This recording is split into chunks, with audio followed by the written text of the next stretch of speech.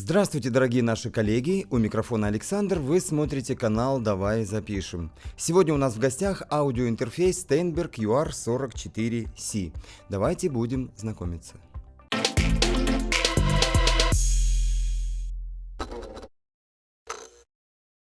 Для начала стоит отметить, что новая линейка интерфейсов от Steinberg – это не замена предыдущим версиям, а отдельное семейство, которое на данный момент включает в себя три единицы – 22C, 44C и 816C. Плюс на базе 22C интерфейса комплект для записи, включающий в себя кучу софта, конденсаторный микрофон и наушники. Ну а сегодня наша задача это понять, чем отличаются эти версии, что нового в них появилось и так далее. Итак, на столе две версии 44-го Steinberg.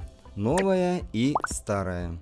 Как видим, внешних изменений практически нет, разве что какие-то небольшие мелочи, вроде увеличения ручки общей громкости с дополнительной подсветкой, надписи на светодиоде питания Power и USB, и на задней панели вместо обычной кнопки включения на старой версии селектор выбора источника питания, или через блок питания, или по USB. И отсутствие яблочного CC, он теперь здесь не нужен. Ну и вот оно, первое глобальное изменение. Это USB 3.0 с поддержкой спецификации 3.1 и разъем Type-C. Понятно, что 3.0 туда запихнули, чтобы можно было работать с более высокой скоростью передачи. А что касается компьютеров только с 2.0, переживать не стоит. Steinberg позаботился и дает возможность выбрать нужную версию USB вот в этой панели. Что еще? Как видим, было 24, стало 32 бита. По большому счету, к этому можно отнестись как к рекламному трюку, ведь разницу между этими показателями мы с вами вряд ли услышим. Однако надо понимать, что эти цифры были увеличены не просто так, а как результат усовершенствования всей электронной начинки.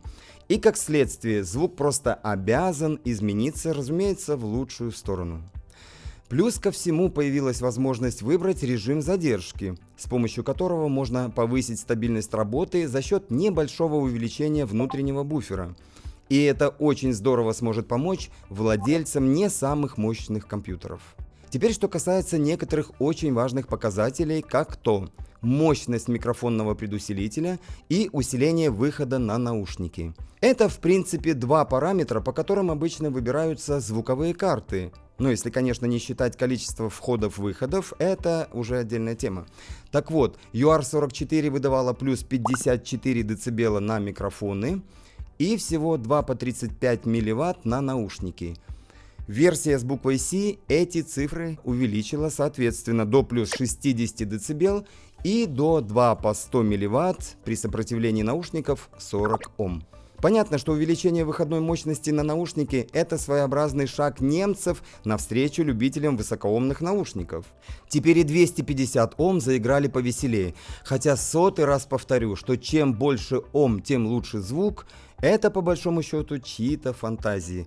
Ну да ладно, фантазируйте, а мы продолжаем.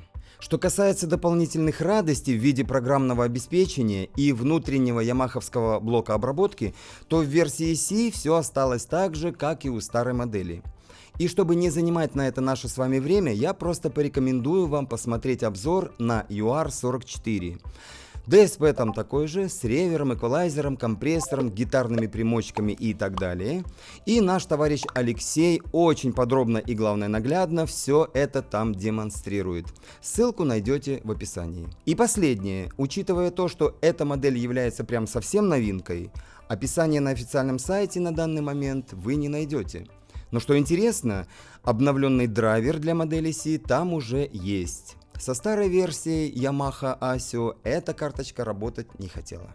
Тем временем переходим к тестовой части, поиграем, споем, послушаем и дадим некое заключение.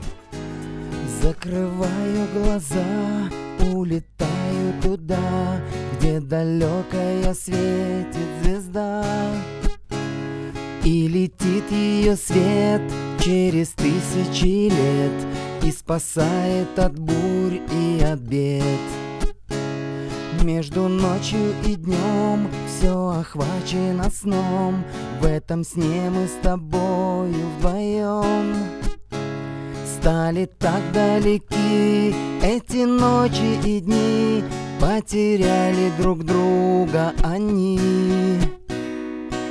Разговоры разные и слова напрасные не давали нам с тобой любить. В шаге мы от пропасти, надо бы сказать прости и обиды навсегда забыть.